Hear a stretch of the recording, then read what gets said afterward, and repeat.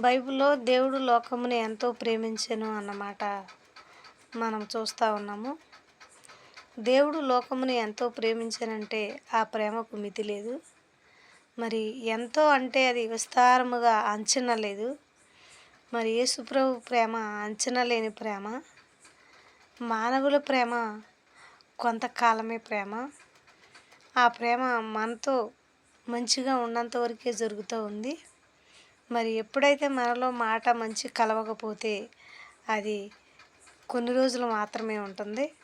మరి యేసే ప్రేమ చూస్తే మరి విస్తారమైన ప్రేమలా కనపడుతూ ఉంది.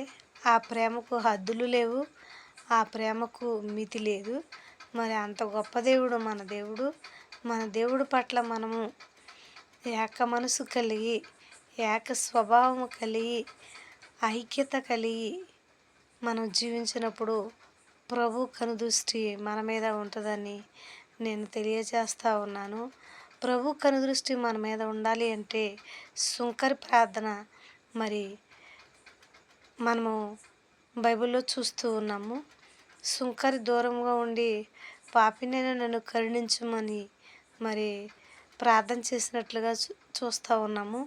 మరి పరిసయ్యుడి ప్రార్థన మరి దేవునికి ఇష్టం లేదు. అలాగే ఇంకొక విధానం చూడాలంటే కయ్యోను యోబేలు మరి దేవునికి అర్పణ అర్పించినట్లు మరి యోబేలు అర్పణ దేవుడు అంగీకరించాడు. మరి పూర్తి సమర్పణ కలిగి ప్రభు కొరకు మన హృదయాన్ని ఎదురు చూడాలి. ఎందుకు అలా చూడాలి అని ఆలోచిస్తే మరి దేవుడు లోకముని ఎంతో ప్రేమించాడు కనుక ఆ ప్రేమను మనం మరి స్మరించుకుంటూ ఆయన కట్టడలో నడుచుకుంటూ జీవితాంతకాలం ఆయన మహిమార్థంగా బ్రతకాలని మనవి చేస్తూ ఉన్నాను.